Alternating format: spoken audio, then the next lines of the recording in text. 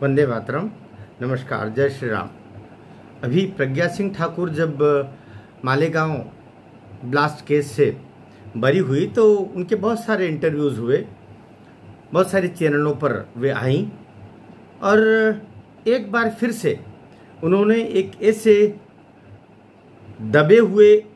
विषय को फिर से राष्ट्रीय स्तर पर उभार दिया जिसकी चिंता आप हम सब नहीं बल्कि करोड़ों लोगों को है। सुशांत सिंह राजपूत की हत्या हुई और उस हत्या को आत्महत्या के रूप में दर्शाया गया। इसमें परमवीर सिंह करके जो पुलिस अधिकारी कमिश्नर था उसका अहम रोल था, साथ में 2-3 अधिकारी और जिनके रोल इसमें थे। इस संदर्भ में प्रज्ञा सिंह जी ने, साध्वी प्रज्ञा जी ने ये बार बार कहा, कम से कम 10 बार कहा कि मैंने उस समय इस विषय को उठाया और ये कहा कि ये आत्महत्या नहीं, उसकी हत्या हुई है और उसमें उद्धव ठाकरे के ये जो अधिकारी रहे हैं, इन अधिकारियों का मुख्य रोल है और परमवीर सिंह उसमें सबसे आगे है। ये जब मैंने बोला तो मेरे ऊपर कार्रवाइयों का और पहाड़ टूट पड़ा और मुझे फंसाया गया। उनको फंसाने के पीछे एक बिंदु ये भी बताया है कि वे राष्ट्रवादी तो थी ही, भगवा वस्त्रधारी तो थी ही, प्रभु श्री राम और हमारे हिंदुत्व के जो प्रखर स्वरूप है उसके आराधिका के रूप में तो वो थी ही, लेकिन एक कारण ये भी था कि उद्धव ठाकरे, आदित्य ठाकरे चूँकि गले गले तक डूबे हुए थे इस अपराध में जिसमें सुशांत सिंह राजपूत और दिशा सालियान, इन दोनों की हत्याएं हुई और दोनों की हत्याओं को आत्महत्या के रूप में दर्शाया गया। इसमें परमवीर सिंह के साथ में पुलिस विभाग के जो बहुत से अनान्य जो दुष्ट अधिकारी थे, पुलिस अधिकारी थे, प्रशासनिक अधिकारी थे, उन सब का भी रोल था। तो उन्होंने खुल करके अभी इस बात को बोला। प्रज्ञा जी ने कम से कम उस दबे हुए मुद्दे को जो सामान्यतः राष्ट्रीय फलक पर कुछ लोग इक्के दुक्के उस अन्याय के, उस अधर्म के, उस जो क्रूर हत्या हुई है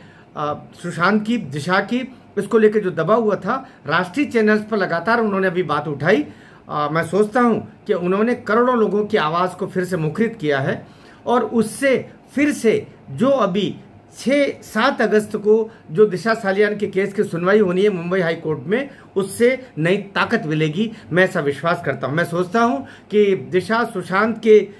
जो क्रूर हत्याएं हुई और जिनको आत्महत्या के रूप में दर्शाने के लिए जिन अधिकारियों ने, जिन पुलिस अधिकारियों ने, जिन राजनेताओं ने आदित्य ठाकरे को बचाने के लिए, उद्धव ठाकरे को बचाने के लिए और तत्कालीन जितने भी ये क्रूर अधर्मी अन्यायी लोग थे उनको सपोर्ट किया उस समय उन लोगों ने, वे वापस उनके चेहरे साफ होंगे। और मैं सोचता हूं कि अभी 7 अगस्त से पहले कई सारे और परतें खुलेगी। प्रज्ञा जी ने को धन्यवाद देना ही चाहूँगा कि उन्होंने सत्य का साथ दिया और एक बार पुनः वो बताया उन्होंने कि किस तरीके से उनको फंसाया गया और